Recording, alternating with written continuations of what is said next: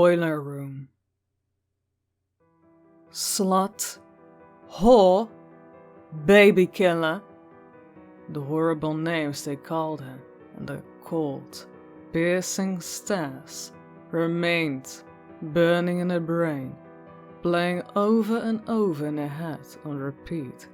When she was in class, when she was at her locker, and when she was in the bathroom, there was nowhere Stacy was safe, and even the teachers at St. Mary's seemed to follow her with her eyes when she was in the hallways, standing at the threshold of the classrooms, her arms crossed, looking down at her.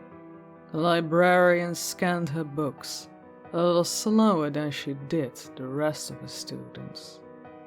The lunch lady splattered her mashed potatoes onto her tray with a little more empathy than she did to the rest of her lunch line. Even the creepy old janitor, who the children had given a nickname, Old Man Frankenstein, due to his limp leg that dragged behind him as he walked, seemed to stare at Stacy deeply whenever they crossed paths, and she could read their thoughts. They were all the same. That's the girl who had an abortion. But it was on a cold, snowy day in February, at a series of events were put in motion that would change the lives of everyone at St. Mary's forever. The day started out quieter than most due to the blizzard outside. Many of the students had decided to stay home, wrapped in a warm blanket, sipping hot chocolate and letting thoughts of tests and grades take a backseat to the pleasures of daytime television. But in the hallways of St. Mary's, those who were forced to attend classes that day did so with heavy feet and little patience. Stacy walked towards her chemistry class, her books close to her chest and eyes on the floor. This way she could protect the books from being swatted at while avoiding the rows of eyeballs lit up on each side of her like lights on an airport runway. If Stacy had been looking straight ahead, she may have seen the three girls approaching, with Stacy dead in their sights. It was Tori, an honest student, and captain of the senior girls' volleyball team, and her sidekicks, Sarah and Veronica. Knowing how the girls felt about her, Stacy would have perhaps avoided the brash shoulder that came her way when Tori blew past. "Watch it, slut!" said Tori. Stacy's book fell to the floor. A group of kids, boy and girl alike, started to gather around them with grins on their faces. Sarah and Veronica were showing teeth. Stacy kept her eyes on the floor, knelt down, and started to pick up her books. "Real mature, Tori," said a boy from the crowd. Stacy was surprised to look up, and of all people, to see Logan Davis coming to her defense. They never talked. Stacy didn't even know he existed. He was a popular hockey player, and she was just Stacy. Naive, stupid Stacy. He knelt down beside her and helped Gada pick up her books. The crowd disbanded. Tori and her sidekicks walked on. "Hey, grade 11 math. I'm in that class too," he said. Stacy pulled herself from the floor and looked up to see Logan's wild, chiseled face and beaming blue eyes gazing back at her. She hated jocks, but always thought Logan was something different. He was kind. You could see it in his smile.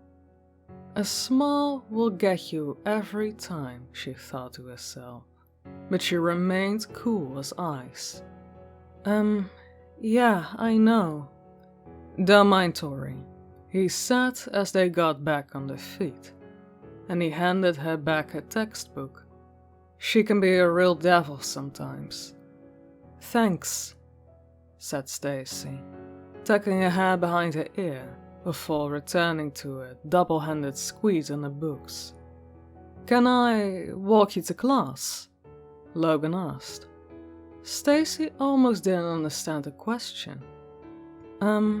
Yeah, sure, thanks." As they walked, Stacy could once again feel the stairs burning a hole through her back. This time, though, they were all thinking about something else. They were thinking the same thing Stacy was thinking. What was Logan doing with her? Logan didn't seem to notice. Stacy guessed he must be used to it.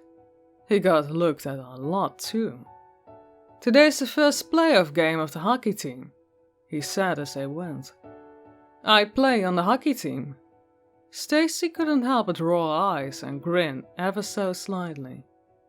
"I know. You're wearing the team jacket." He looked down at his red letterman. "Oh, yeah," he chuckled. "You ever come to watch?" She told him she hadn't, but that was a lie. She had been to the game once before with Steve, the night that had changed her life forever.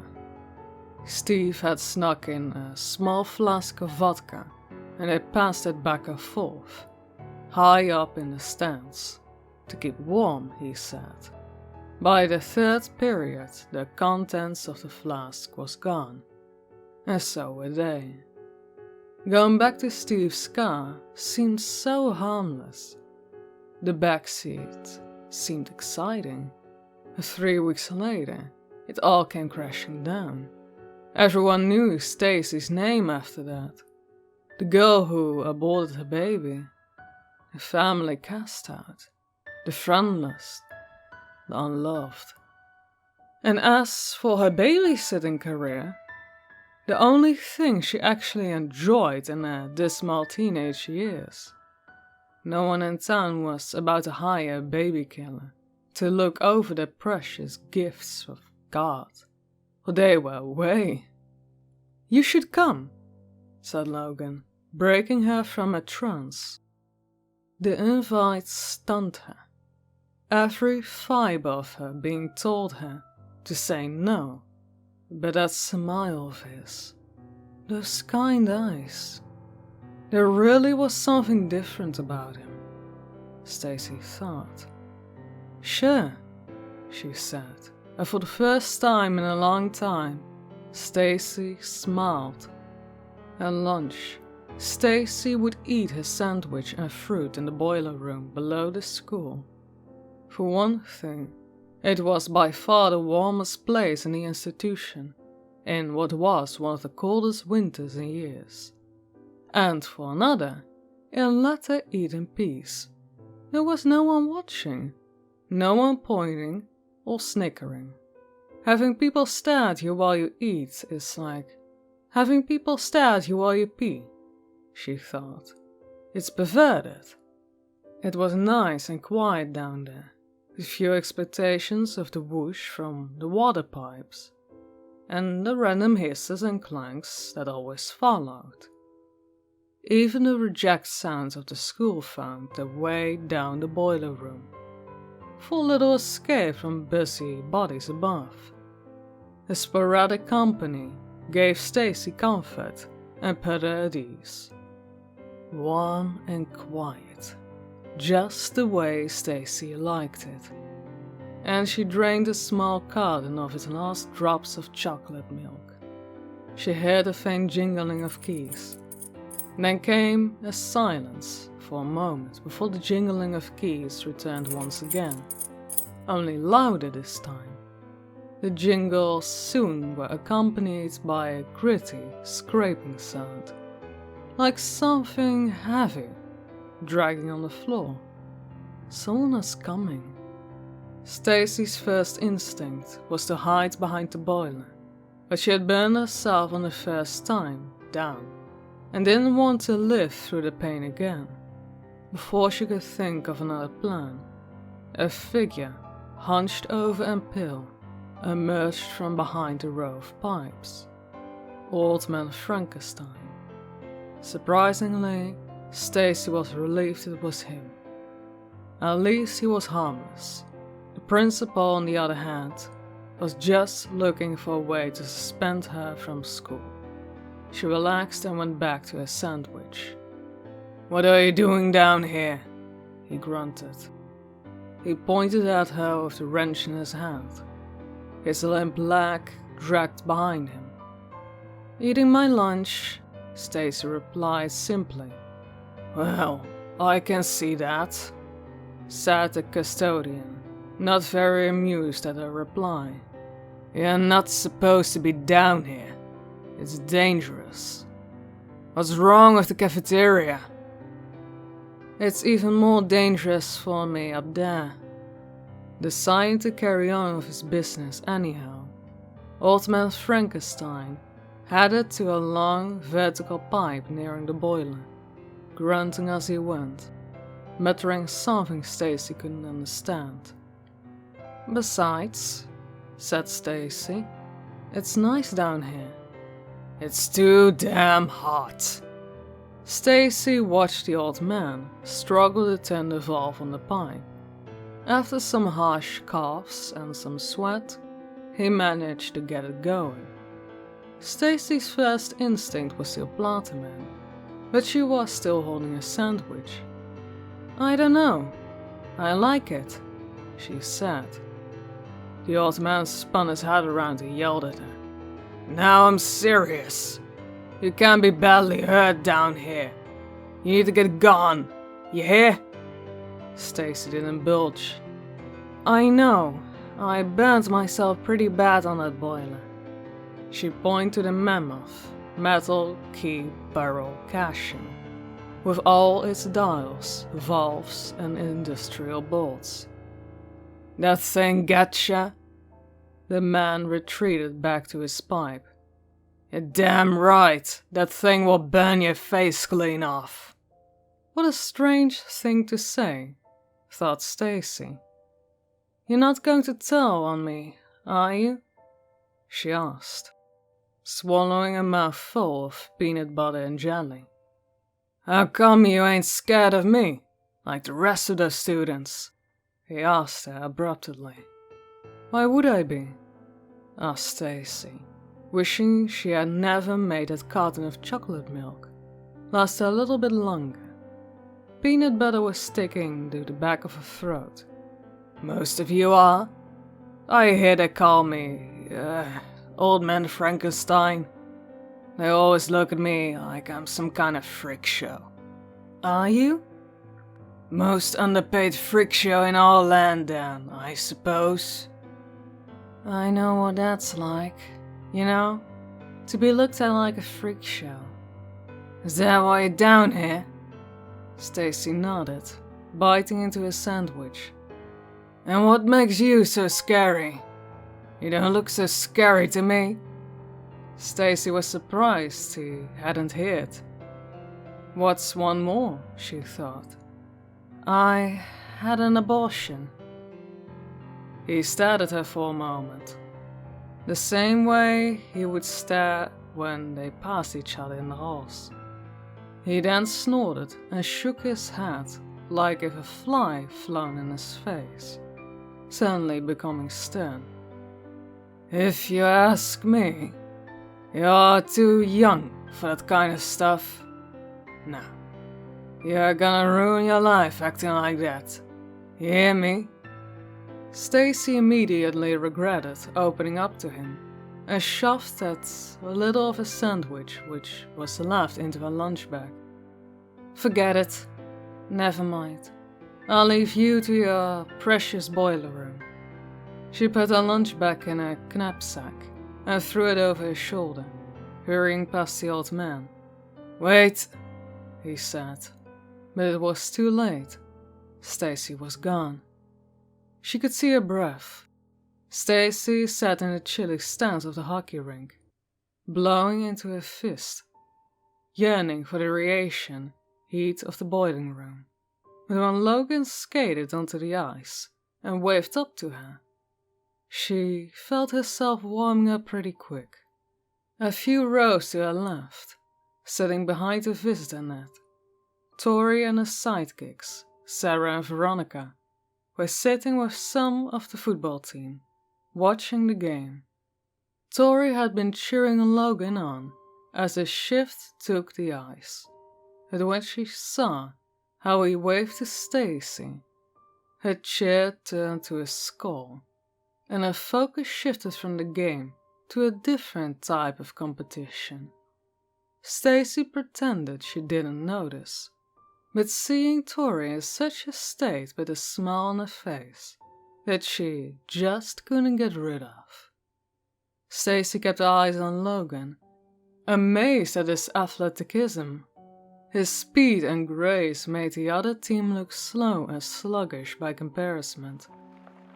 Stacy could hear his blades scraping into the ice as he zigged and zagged through the other team, and then, with the grace of a ballerina, spun around a defenseman and let off a hammering slap shot that whizzed right off the goalie's shoulder and exploded into a mash of the top corner. The crowd cheered. Stacy cheered. Stacy was one of the crowd. After the game, Stacy waited for Logan at the hot chocolate counter he had asked, her heart racing as if she had been out there on the ice herself.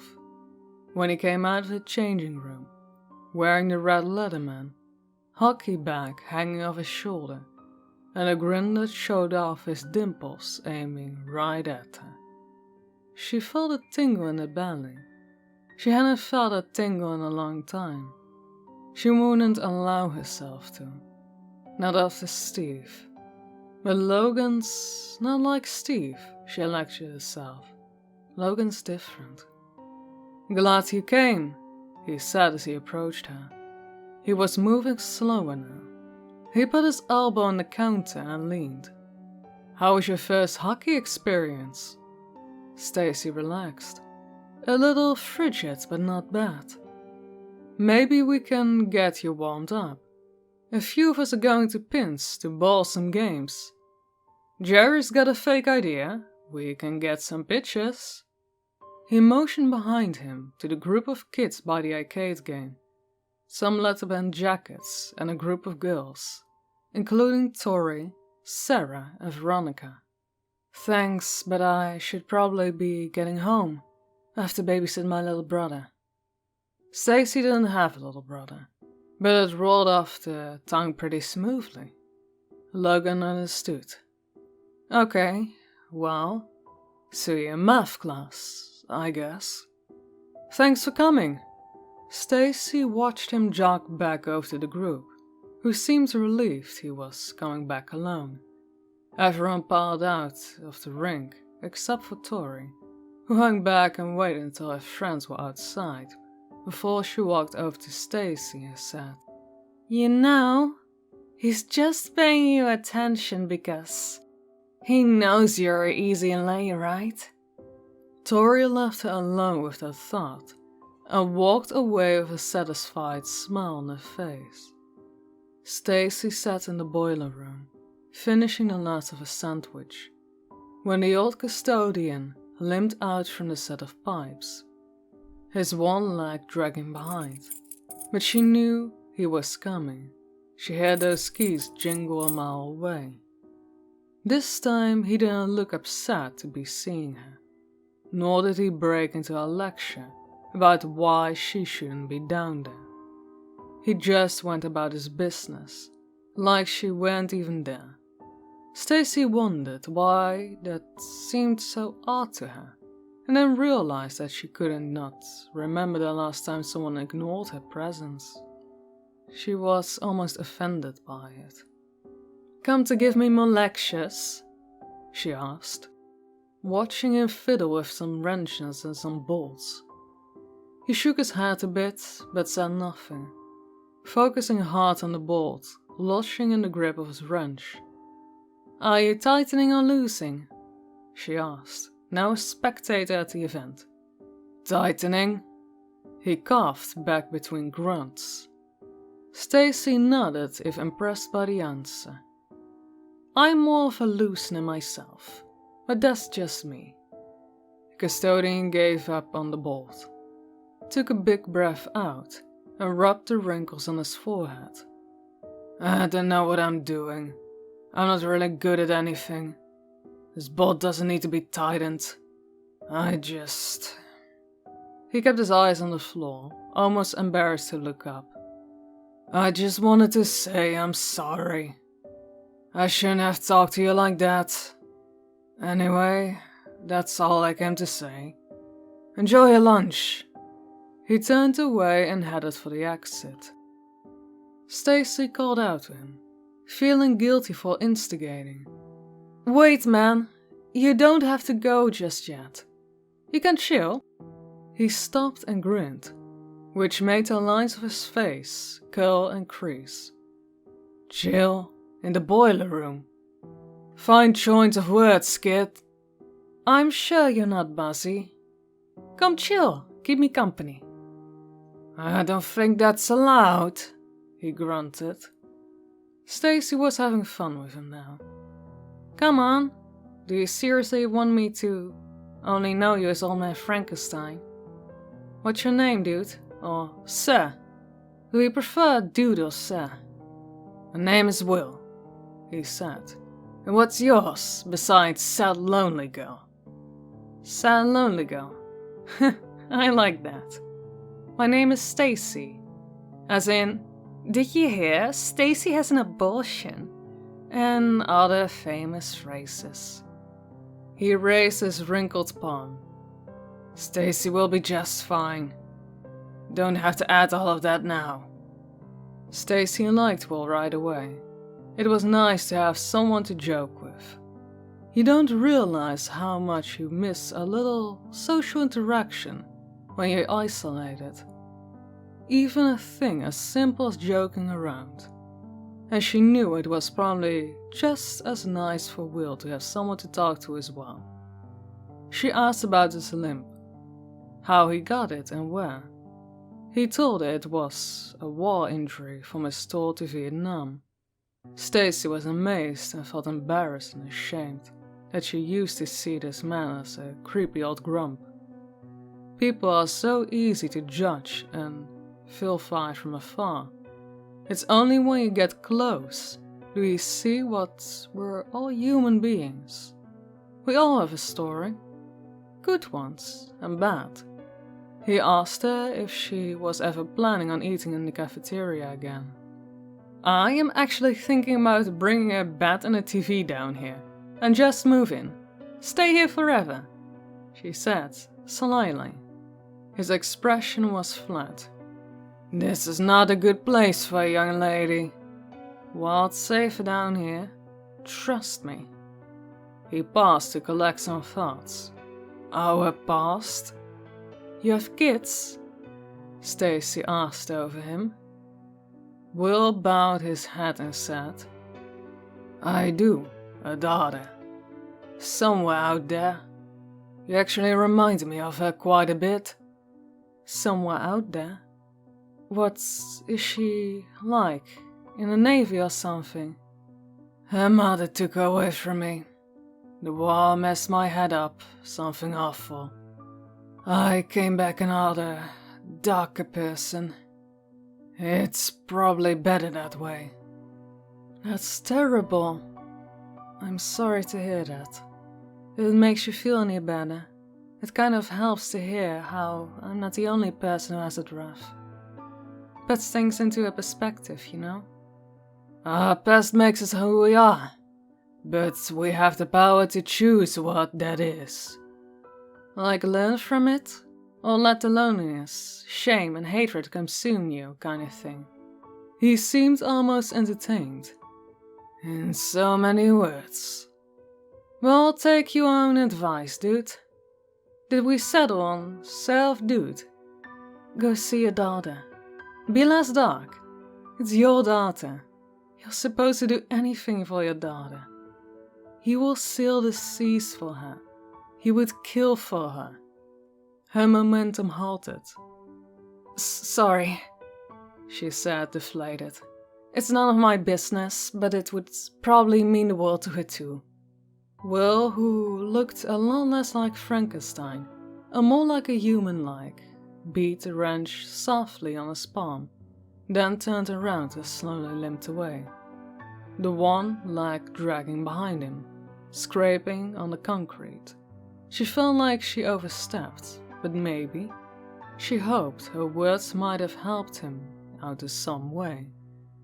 It seemed like they got through. Stacy stayed a while longer and listened to the wish-washing of the pipes. If she closed her eyes, feeling the warmth of the boiler radiating on her skin, she could pretend, if only for a moment, that she was on the desert beach somewhere, laying in the sand, watching a sunset, and listening to the waves crash in and out. She could escape from the cold winter at last. Then she packed her things and headed for the stairway. When she turned the corner into a corridor, she ran smack into a brick wall that was Logan Davis. Before she stepped back and saw his face, she saw the LD embroidered on the breast of his red Leatherman. Logan, what are you doing here? He grinned. So, this is why you're eating your lunches now? I saw my Frankenstein come up here. He wasn't groping you, was he? No! Good, said Logan. He put his hand on her waist and pulled her close. That's my job. He leaned in for a kiss. Stacy turned her head. Stop it, Logan. I need to get to class. He squeezed tighter. Come on, Stacy. I know you like me. You can spare a few minutes. She tried to press herself off him, but he was squeezing too tight. I'm serious, Logan. Let me go. He kept going. I know you want it, Stacy. I know you like to fuck. Stacy mangled to wriggle her arm free, wounded up and smacked Logan hard across the cheek. He let go of her immediately and grabbed the side of his face, which was quickly turned red. You bitch! He cried out. What the hell's wrong with you, huh? Some kind of dyke or something? You'd rather be down here with Frankenstein? His name is not Frankenstein, okay? It's Will. And don't you ever touch me again, you jerk. Or I'll have your name in the papers. And it won't be for scoring a stupid goal. She pushed past him and ran up the stairs. Stacy never ended up going to class. Instead, she locked herself in the bathroom stall and cried. I hit you and old man Frankenstein got it in the boiler room. T, Story and Stacy passed in the hallways to the next day. I know you like older guys, Stacy, but wow, giggled Sarah. Someone told Rick James there's a new super freak in town, laughed Veronica. Stacy kept her way, paying them no mind, but it was clear that the atmosphere around her had changed. The students were still staring, that was the same, but now instead of scars and resentment, it was giggles and smiles. Not welcoming smiles, but patronizing ones. Humiliating ones. She had whispered as she walked.